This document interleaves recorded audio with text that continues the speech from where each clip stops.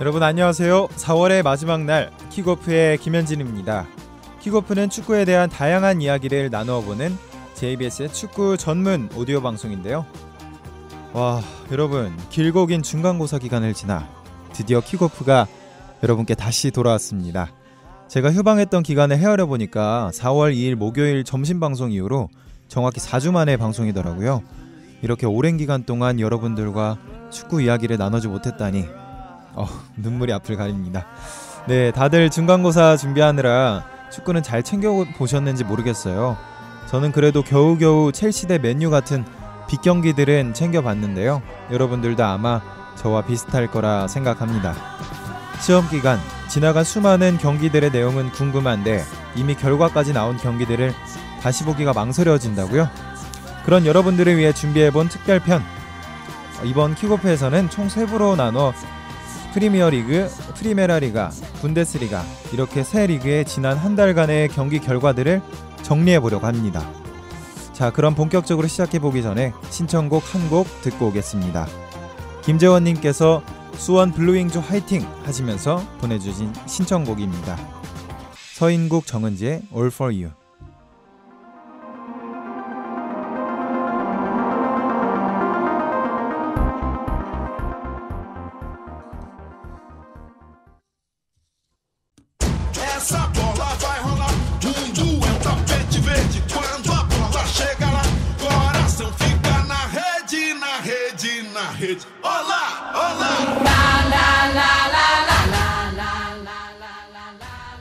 근 한 달 만에 복귀 기념방송 킥오프 특별편 1부에서는 먼저 가장 핫한 리그인 프리미어리그의 지난 한 달을 되짚어보려고 합니다.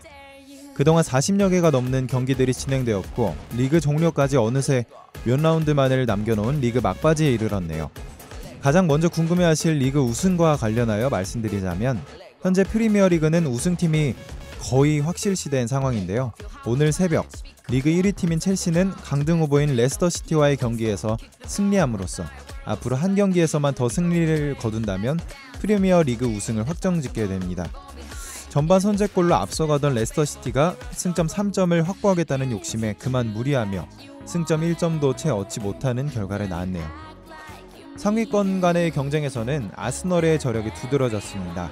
아스널은 4월 4일 리버풀을 상대로 한 4대1 승리를 시작으로 근 한 달간 리그 경기에서 계속 승리를 이어오며 리그 순위 2위까지 치고 올라왔는데요. 이는 거의 10년이 다 되도록 리그 우승컵을 들지 못하고 있는 아스날 팬들에게 이번 시즌엔 혹시? 라는 기대감을 줬었죠. 하지만 이번 주 월요일 리그 우승의 마지막 기회였던 1위 팀 첼시와의 경기에서 결국 0대 0으로 비기게 되면서 안타깝지만 이번 시즌도 역시 무관에 그칠 것이라 예상됩니다. 첼시와 아스널 외에 다음 시즌 챔스 진출권을 획득할 수 있는 나머지 두 팀은 맨체스터 유나이티드와 맨체스터 시티가 될 것 같습니다. 4월 13일 맨체스터 더비에서 4대 2라는 스코어로 맨유가 맨시티를 화끈하게 이기며 리그 3위까지 치고 올라갔지만 현재는 다시금 맨시티가 치고 올라온 상황입니다. 그 바로 밑에 랭크된 현재 리그 5위 팀인 리버풀은 여전히 힘을 못 쓰고 있습니다. 심지어 바로 어제 새벽이었죠. 강등권인 헐시티에게 0대1 패배를 겪기도 했습니다. 이처럼 리그 막바지가 되면 강등권 팀들의 눈부신 활약을 지켜보는 것도 또 하나의 큰 재미죠. 리그 종료까지 대략 대여섯 경기를 남겨둔 현 시점에서 리그 최하위 팀인 번리 FC를 시작으로 14위 팀인 뉴캐슬까지 각 팀별로 승점 차이가 1, 2점 정도로 아직까지 얼마든지 결과를 뒤집을 수 있는 상황입니다. 어제 새벽에 헐시티와 같이 반전의 실력으로 EPL에 잔류하게 될 팀이 누군지 기대해보는 것도 재밌겠네요.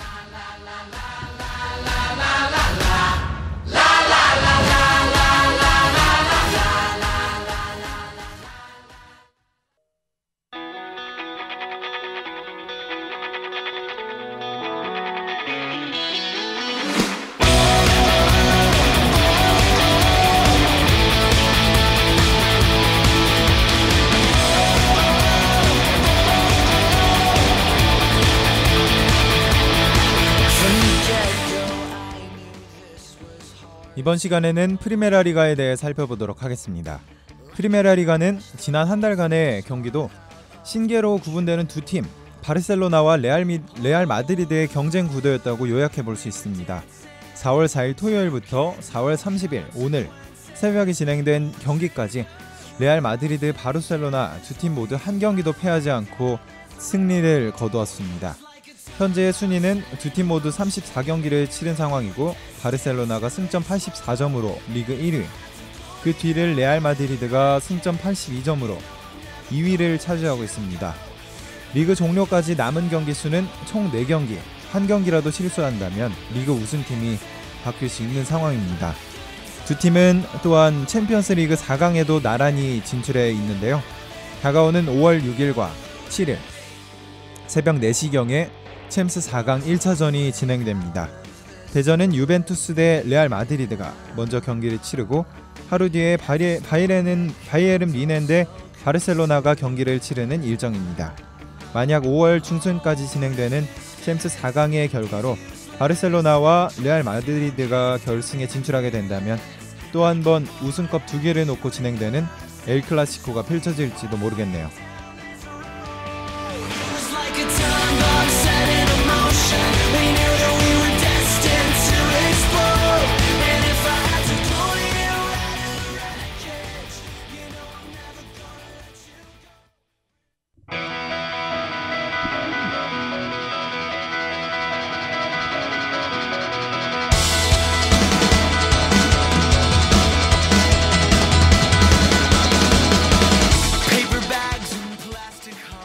네, 끝으로 분데스리가인데요.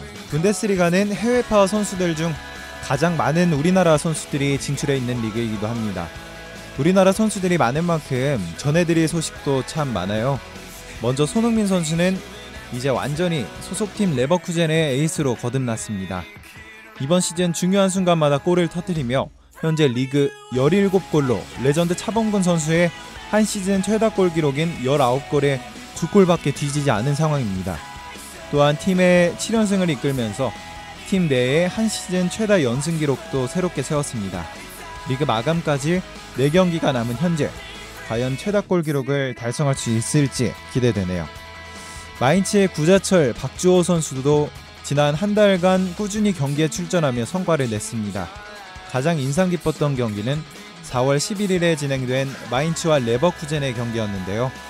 총 스코어는 3대2로 레버쿠젠이 승리를 거뒀지만 구자철 선수가 2골, 손흥민 선수가 1골을 터뜨려 오랜 기간 회자되는 경기였습니다. 한동안 부진에 시달렸던 구자철 선수의 부활을 알린 경기이기도 했죠.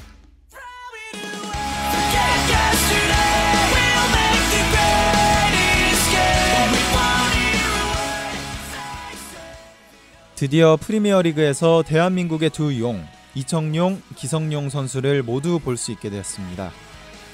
개인적으로 이청용 선수를 저는 굉장히 좋아하는데요. 예전 볼턴이 프리미어리그에 있었던 시절 저를 볼턴 팬으로 만든 선수이기도 합니다.